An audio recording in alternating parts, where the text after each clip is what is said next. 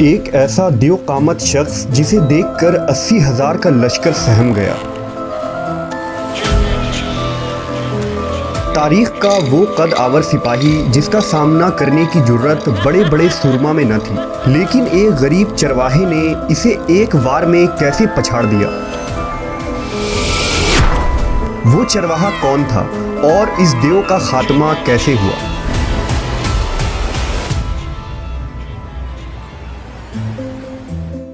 قدیم صحیفوں، روایتوں اور تاریخ میں ایسے انسانوں کا ذکر ملتا ہے جو پہاڑوں جیسی بلند قد و قامت رکھتے تھے، جنہیں ہم آج جائنٹس کہتے ہیں، جن میں قوم عاد، اوج بن انق، جبارین اور نیفیلیم جیسے نام مشہور ہیں۔ یہ دیو دراصل کوئی الگ مخلوق نہیں بلکہ انسانوں کی طرح خد و خال اور بناوٹ کے مالک تھے۔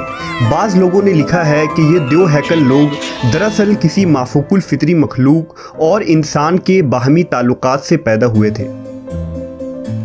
ان ہی جائنٹس میں ایک نام جالوت کا بھی ملتا ہے، جس کا ذکر قرآن مجید میں تفصیل سے موجود ہے، جبکہ بائبل میں اسے گولیت کے نام سے پکارا گیا ہے۔ جالوت کے متعلق جاننے سے قبل ہمیں یہ جاننا ہوگا کہ بنی اسرائیل کے حالات حضرت موسیٰ علیہ السلام کے بعد کیسے تھے۔ بنی اسرائیل کا نظام یوں چلتا تھا کہ ہمیشہ ان لوگوں میں ایک بادشاہ ہوتا تھا جو ملک کے نظام کو چلاتا، اور ایک نبی ہوتا جو نظام شریعت اور دینی امور کی ہدایت و رہنمائی کیا کرتے تھے۔ اور دستور یوں چلتا تھا کہ بادشاہی یہودا ابن یعقوب کے خاندان میں رہتی تھی اور نبوت لادی بن یعقوب کے خاندان میں ہوتی تھی۔ لیکن ایک زمانہ ایسا آیا کہ بنی اسرائیل میں کوئی بادشاہ نہیں تھا۔ اس وقت ان میں حضرت شموئیل علیہ السلام نبوت کے عہدے پر فائز تھے۔ اس وقت بنی اسرائیل کے پڑوس میں ایک بربر قوم آباد تھی جسے کنانی یا عمالقہ کہتے تھے۔ انہوں نے بنی اسرائیل کے علاقوں پر لوٹ مار اور حملے کرنا شروع کر دیے۔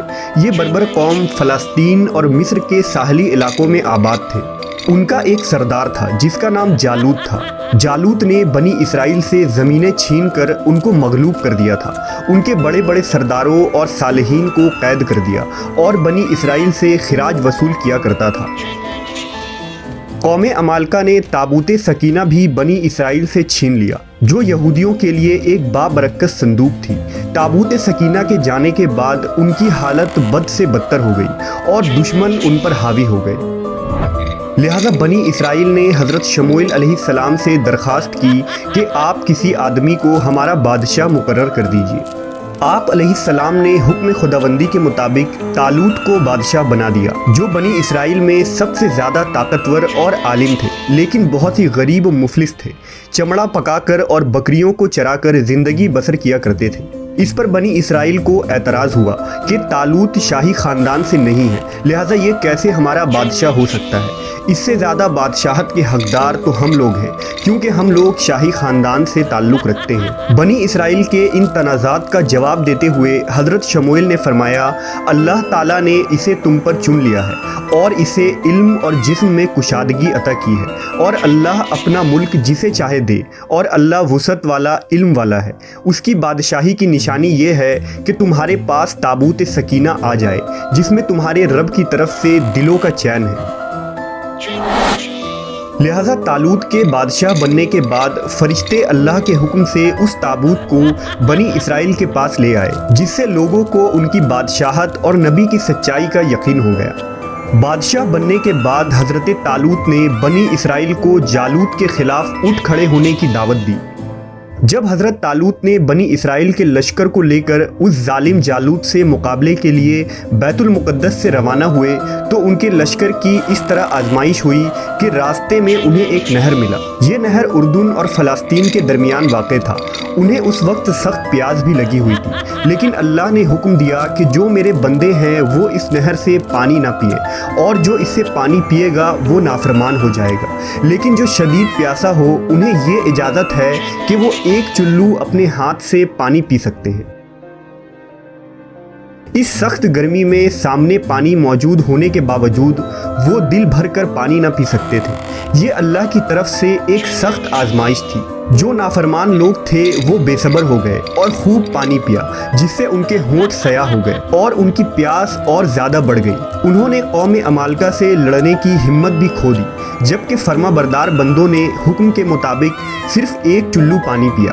ये एक चुल्लू पानी ही उनके लिए काफ़ी हो गया और उनकी प्यास बुझ गई। एक कौल के मुताबिक लश्कर तालूत की तादाद 80,000 थी, जिसमें सिर्फ 313 लोगों ने अल्लाह की इताअत की और पानी न पिया। इस मुनासबत से हज़रत मोहम्मद सल्लल्लाहु अलैहि वसल्लम ने ग़ज़वा बदर में सहाबा से फरमाया था कि हमारी तादाद हज़रत तालूत बादशाह के लश्कर की जैसी थी, जिसने आपके साथ नहर पार की और दुश्मन पर गलबा पाया था। जब बनी इसराइल ने नहर पार किया तो जालूत की फ़ौज सामने खड़ी थी। बनी इसराइल ने ईला की वादी में खैमा गाड़ दिया और वहां जमा हो गए। दोनों फ़ौजें आमने सामने खड़े हो गए। थोड़ी देर में उनका सरदार जालूत, जो निहायत ही कद आवर और ताकतवर शख्स था, वो मैदान में उतरा। जालूत एक पहलवान था। इसका कद 6 हाथ और 1 बालिश था।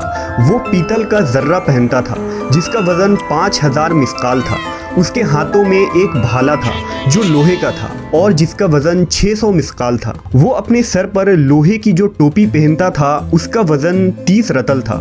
जालूत ने रजस पढ़ा और बनी इसराइल को ललकारा। जालूत और उसके लश्कर को देखकर बनी इसराइल सहम गए। वो आपस में कहने लगे, आज तो हम लड़ने की ताकत नहीं रखते। इनकी बातें सुनकर उन 313 मुजाहिदों ने कहा, ऐ अल्लाह, हमें सब्र दे, साबित कदम रख और कौम कुफ्फार पर हमारी मदद फरमा। जब दोनों फौजें मैदान जंग में लड़ने के लिए तैयार हो गईं, तो हज़रत तालूत ने अपने लश्कर में ये ऐलान कर दिया कि जो शख्स भी जालूत को कत्ल करेगा, मैं अपनी बेटी का निकाह उसके साथ कर दूंगा और अपनी आधी सल्तनत भी उसे अता करूंगा। ये फरमान सुनकर हज़रत दाऊद अलैहिस्सलाम आगे बढ़े, जो अभी बहुत ही कम उम्र और कमज़ोर थे। उनकी गरीबी और मुफलिसी का ये आलम था कि बकरियां चराकर और उसकी उजरत से गुजर बसर किया करते थे। जब तालूत ने एक कमसिन बच्चे को अपने मुकाबले पर देखा तो कहने लगा, चला जा, मैं तुझसे लड़ना पसंद नहीं करता। हज़रत दाऊद ने फरमाया, लेकिन मैं पसंद करता हूँ कि तुम मेरे हाथों कत्ल हो जाओ। दाऊद अलैहिस्सलाम को गुलैल के साथ पत्थर फेंकने में काफ़ी महारत हासिल थी। हज़रत दाऊद ने पत्थर को अपने गोफन में रखा और बिस्मिल्लाह पढ़कर उन्हें जालूत की तरफ चलाया।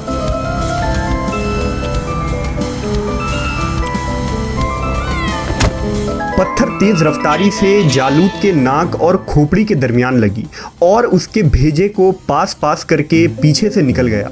जालूत उसी वक्त ज़मीन पर गिर पड़ा और उसका काम तमाम हो गया। इस पर हज़रत तालूत और बनी इसराइल निहायत ही खुश हुए। जालूत के कत्ल हो जाने से इसका लश्कर भाग निकला और हज़रत तालूत को फतह मुबीन हुई। अपने ऐलान के मुताबिक हज़रत तालूत ने हज़रत दाऊद के साथ अपनी बेटी का निकाह कर दिया और अपनी आधी सल्तनत का उन्हें बादशाह बना दिया। फिर पूरे 40 साल बाद जब हज़रत तालूत का इंतकाल हुआ तो हज़रत दाऊद अलैहिस्सलाम पूरी सल्तनत के बादशाह बन गए। हज़रत शमूएल अलैहिस्सलाम के इंतकाल के बाद अल्लाह ने आपको नबूवत के ओहदे पर फाइज कर दिया। हज़रत दाऊद बनी इसराइल के पहले शख्सियत थे जिन्हें बादशाहत और नबूवत दोनों अता की गई थी। हमने देखा कि हज़रत दाऊद के पास न तलवार थी, न ढाल और न भाला, सिर्फ एक गुलेल था जिसे आपने उस देव हैकल जालूत को एक पत्थर से मार गिराया। हज़रत दाऊद और जालूत के इस वाक़े में हमारे लिए सबसे बड़ा पैगाम यह है कि अगर हमारा भरोसा और तवक्कल अल्लाह पर हो तो हम किसी भी मुश्किल से सामना कर सकते हैं। हमें भी हज़रत दाऊद की तरह मुश्किलात और आजमाइशों से घबराने की ज़रूरत नहीं, बल्कि उनका डट कर सामना करना है, क्योंकि जब अल्लाह हमारे साथ हो तो वो हमें हर तरह की लड़ाई लड़ने की ताकत और क़ुव्वत अता कर देता है। शर्त बस ये है कि हम अल्लाह के फर्माबरदार रहें।